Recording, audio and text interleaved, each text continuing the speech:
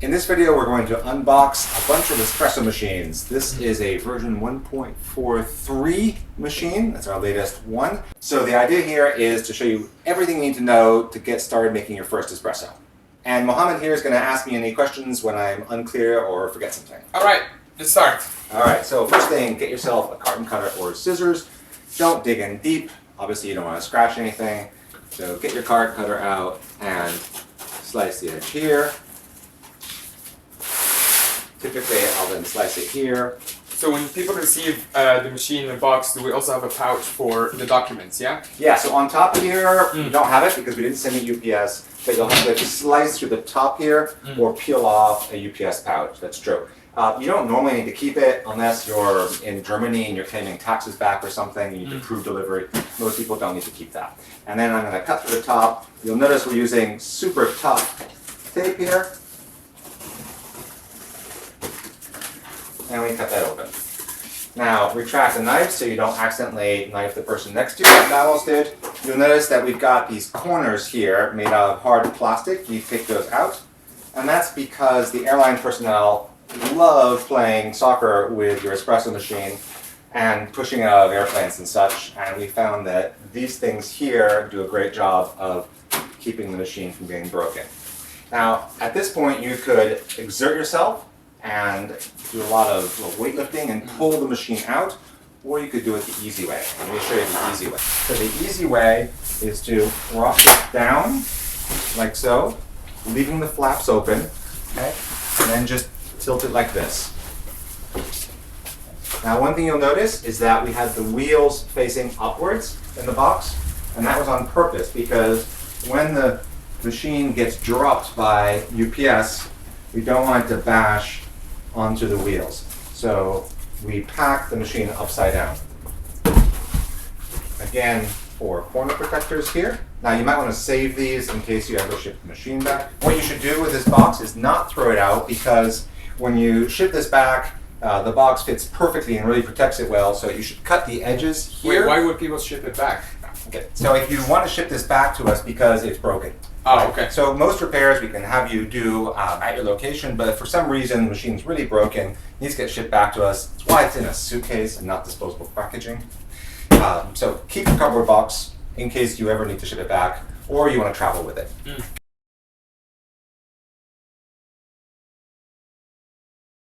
This is the white D1XL model, and we're going to take this out of its plastic bag.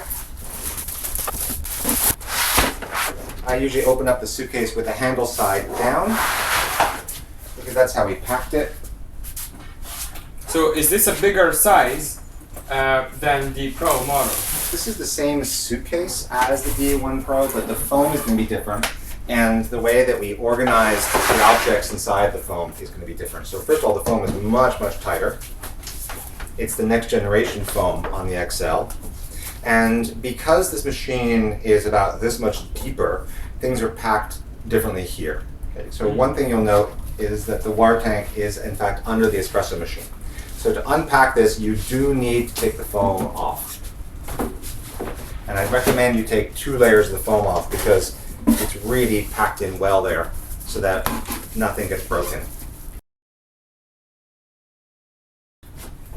Going through the objects in the suitcase, here we've got a white tablet, a portafilter with a natural wood handle, drip tray, espresso machine with the XL steam wand, and down here we've got the water tank, which is also where the power cord and our other accessories are placed.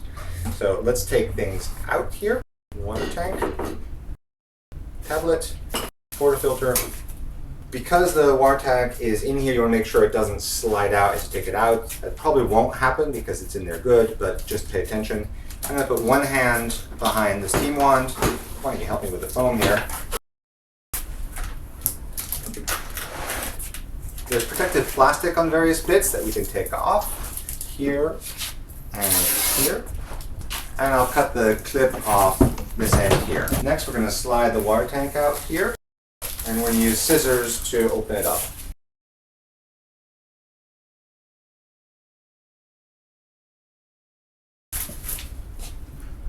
So Now, new in this version 1.43 is a slot right here, which makes it much easier to install the tablet. You just slide it in like that, and it locks into place. Now, it also means that if you don't want the tablet on the machine, or you want to show the tablet to someone, you can just slide it out and put it on a table. It took us about 2 years to get this to a point where it didn't wobble, and as you tapped on the side, it didn't move, yet be easy to remove.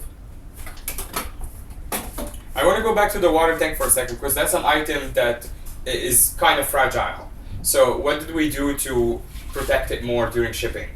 In the D1XL model, what we did is during shipping, the water tank is in an air bubble envelope and it's underneath. And also we changed the foam configuration so the water tank is quite far from the edges of the machine. And we, knock on wood, haven't broken many of these in shipping, so that seems to be working well. All right, next I want to show you the back of the machine and explain what the various connection ports are.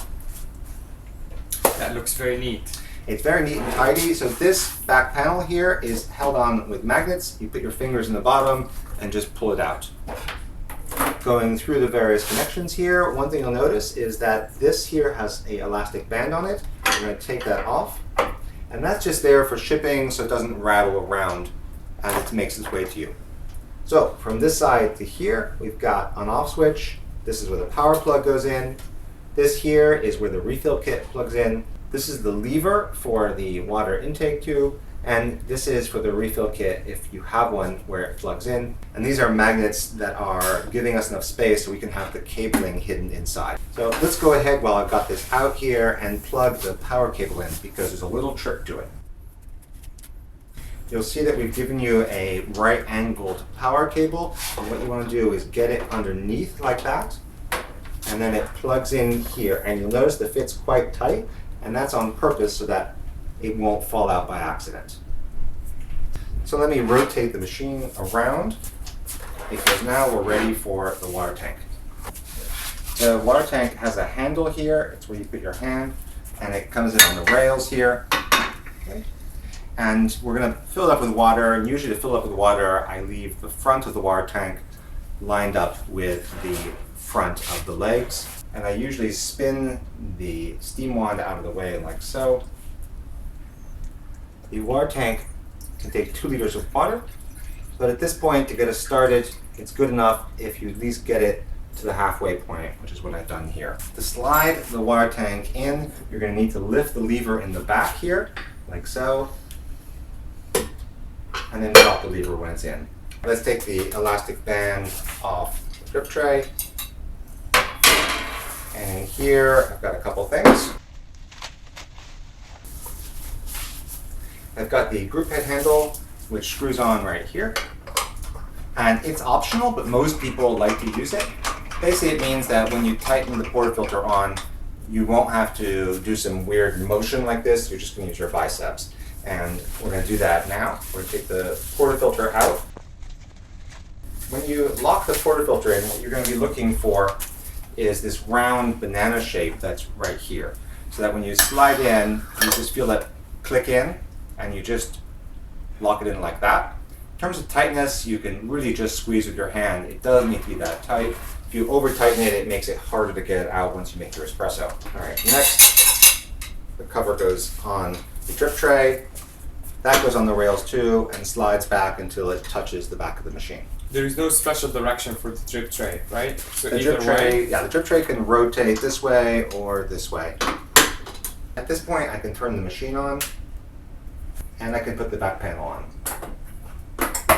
This is a self-test on the machine. It's going to do 12 different self-tests. Now, what you'll find is that when it reaches this point, it's going to do a pump test. It's a pressure test. It's important that this light here is on.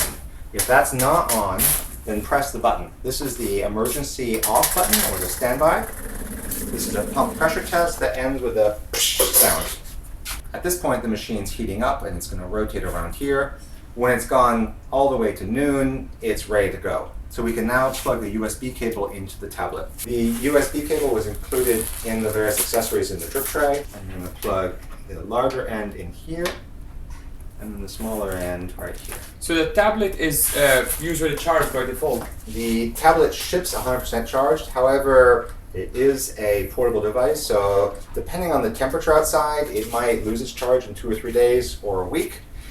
When you get this, it might not be fully charged and ready to go. And if you find that it won't turn on, find yourself a computer and plug this new computer and just let it charge overnight. I'm really sorry, we do charge them before we send them to you, but it's possible it becomes discharged on its way to you.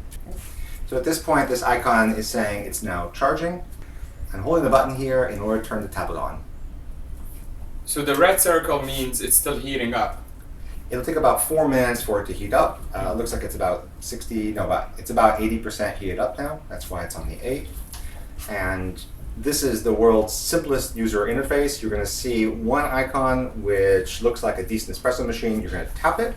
You tap the Decent Espresso app.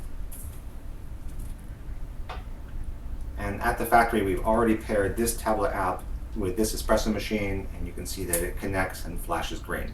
To power off the espresso machine but leave the tablet on, you hold this button down, and you can hear it go click, and the light here has now turned off.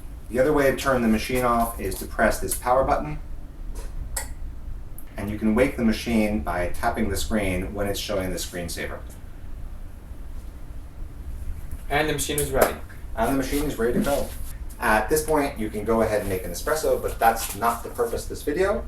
So go ahead and watch our other videos and enjoy your Decent Espresso machine.